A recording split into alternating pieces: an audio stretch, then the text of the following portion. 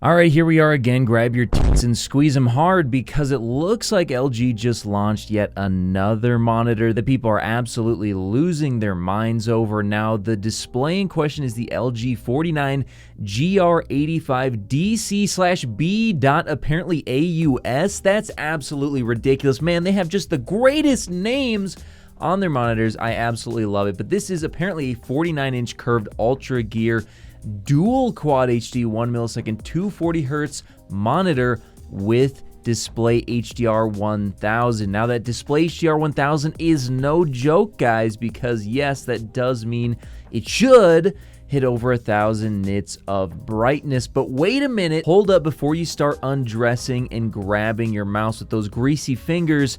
There's a big elephant in the room that we gotta talk about. Now, 240Hz and display HDR 1000, don't get me wrong, that's pretty good. But there's a couple of problems actually. So the first one is, let's just get this one out of the way. Yes, of course, it's definitely going to have a matte or semi-matte finish. Now, LG's a fan of those semi-matte finishes for whatever reason, so I would definitely expect that. But as you can imagine, yes, that's going to make it look like absolute shit. I don't care what anybody says. You can take this one to the bank. I'm the only person who's going to be honest with you guys about the finish. Matte and semi-matte finishes look like absolute dog shit. They ruin the display in every conceivable way. The vibrancy gets cut down significantly. The clarity is significantly harmed as well, because not only does it diffuse light that's hitting the screen, which by the way does not really help, in my opinion, get rid of reflections just because you're smearing it across the entire screen, but that same diffusion is happening on the light that's coming off of the monitor and coming towards your eyes as well. But that's just the first problem that we have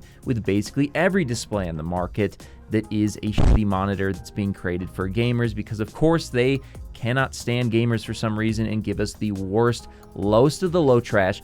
But to make matters worse, yeah, I'm pretty sure this thing, guys, does not have any mini LED support, no full array local dimming.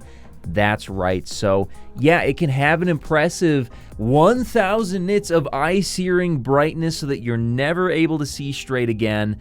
However, without any mini LEDs, which, trust me, if this did have mini LED power, they would definitely be showcasing it somewhere. Maybe they're hiding it and it does, and if it does, then hey, this could be a whole different conversation. But to me, looking at the specs, yeah, this is looking like your regular degula type of monitor here, guys. This is not going to be worth the unbelievable $1,300 they want to ask for this. It's just like, imagine in the year of our Lord 2023, you go out to purchase a regular monitor, which, albeit is 240Hz and 1,000 nits of brightness, allegedly, for over $1,000. That's just a no-go. I mean, some of the specs are impressive, but I really do think this should be capping out somewhere around $800. To be honest with you guys, anything that's based off of regular LCD technology without any mini LED or anything like that, it's honestly hard for me to recommend anything over $400, let alone over $1,000, even if the specs are really impressive, because it just looks like absolute shit compared to stuff like mini LED and OLED. Now, OLED, of course, is the nut-busting holy grail for now, but mini LED is a good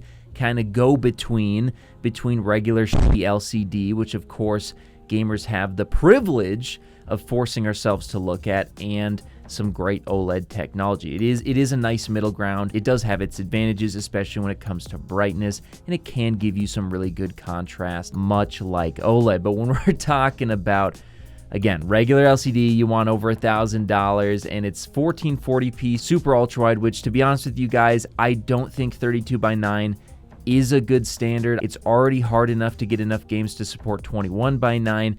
32:9 is kind of a mess. So yeah, don't buy this monitor. This is just absolutely ridiculous to be spending over $1,000 on this when you have stuff like the 32M2V, which goes for as low as $850 and is 4K 144Hz 32-inch mini LED with over 1,000 nits of brightness. That's just a way better all-around display, especially for HDR, than something like this. So yeah, this is getting the big fat double L. Do not buy this, and quite frankly, guys, unless they want to send it to me, which after seeing this, I probably won't, I'm probably not going to be reviewing it either, because it's just not interesting. Whether you're looking to connect a new console, gaming PC, or just need a fast and reliable HDMI cable to connect over long distances, Rupro has you covered with their Rupro 8K HDMI 2.1 fiber optic cable, available in sizes ranging from 3 to 165 feet, and can deliver a perfect full 48 gigabits per second connection over distances other cables could only dream of reaching. And with 48 gigabits per second of bandwidth, it can easily drive 8K at 60 FPS or 4K at 120 FPS HDR10 video through its ultra-thin, flexible, and durable housing,